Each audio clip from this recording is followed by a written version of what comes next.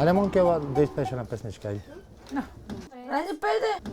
Тръгна да зимува черния певец, вятъра без мир, тихо люшка клони, жълти листи рони, веселата шир. Децата не са много. Живота е тежък. И да има човек много пари, в парите ли е щастие? Не кажа верно, не може да сме бедни, но пък сме щастливи. Това са богатството и парите. Специално за мен. Човек може да живее с много, може да живее с малко. Да са живи и здрави, учат всичките. Не сме ги оставили да не ходят на училище, не сме ги оставили мръсни, не сме ги оставили гладни.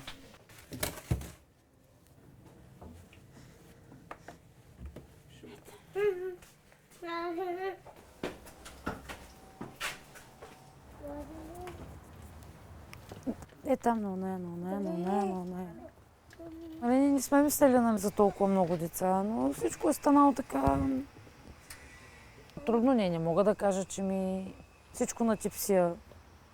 Трябва да се справим някак си. Що сме ги създали? Не съжалявам да ти кажа.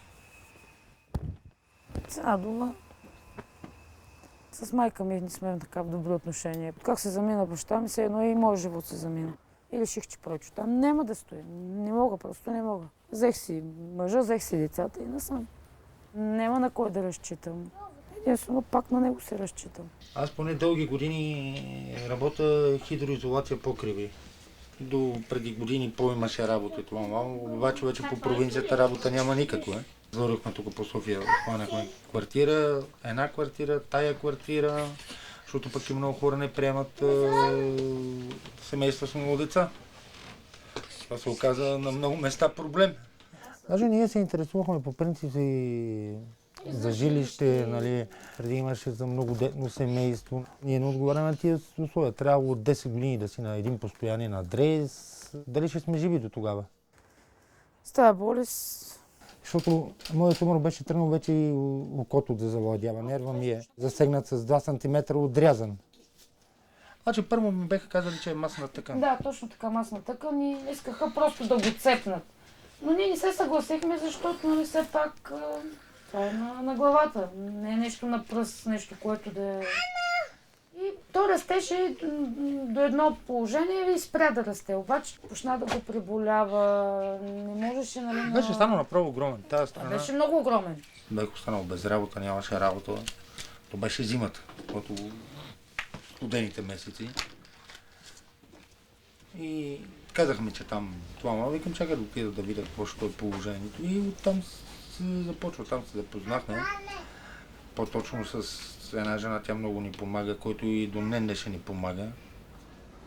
Защото тя видя бучката, вика, тя е огромна, много голяма. Ходили си на лекар, това викам, не, защото нямам осигуровки. И всичко това стана чрез нея.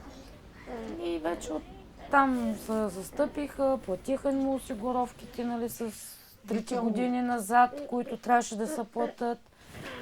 Контакти с лекари Контакти с лекари свързаха ни. Значи бяха до мене пълно до самата операция, след операция, лечение. Ако не бяха непознати хора, е така от пътя, така да се каже, защото то се е буквално от пътя. Гарата си е на пътя. Ако не бяха тия хора да се заинтересуват, няма кой. Трябва, както на нас помагат, и ние да помагаме. Не може само да получаваме. Трябва да се прави едно добро, че няма как. Преди време гледах малко по-друго на нещата, защото нали, се гледаш да работиш пари, да изкараш да има за семейството. Тогава мислех, че парите са всичко. Че ако имаш пари, ще бъдеш добре. Но не е така. Защото аз на времето съм работил. Много изкарвал съм много пари. Пилел съм много. На практика сега стигнах до тук. Сега т.е. разбрах, че човек трябва да вярва в нещо, трябва да е добър с другите, трябва да е честен. Че не всичко е черно и бяло, че има и добри хора. Вече, нали, като влезнава в болница, нямаше как, нали, да ходи той. Почнах аз да хода. Постоянно търсиха някой за доброволец. Изявих това желание. В смисъл, нали, както те не помагат, нали, трябва да отвърна със същото все пак. Цяло тази търпезария за бездомни. При положение, че децата няма какво да ядат, какво ще направите? Ако знаете, че това е единствен изход, да не мислите, че не е било приятно. По-хубаво ли да открадне човек?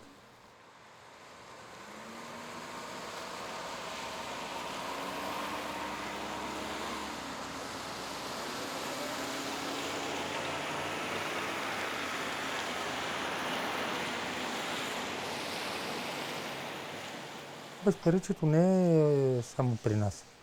То общо си вече като болест в България. Да така или иначе, ние сме благодарни все пак, че имаме и хляба на масата. Айде. Е така ги нарежда. Айде.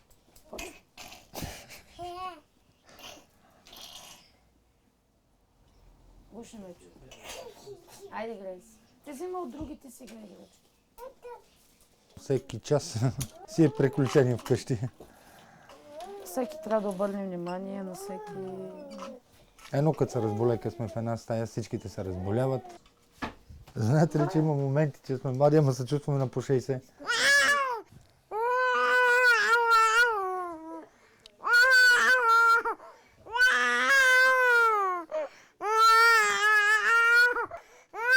Ето.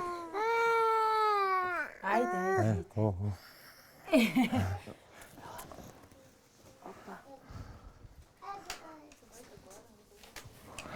Аз пак винаги ще си изкарам на същия.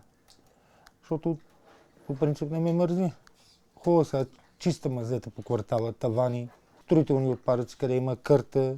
Аз не се срамувам. Когато и да е работа да е. Какво да ти кажа? Някак си сме се справили. Болестта си е болест. Друго какво мога да направим? Нищо. Перспектива на този етап няма. Сега ще ходим по общината да питаме, да видим пак през седмица сме решили. Да видим дали има някакъв начин дали има такива ведомства на жилища, нали, където са пак, не само че към общината, нещо да по-широко, по-голямо. Нали, да има по-добри условия. Стига, чушо.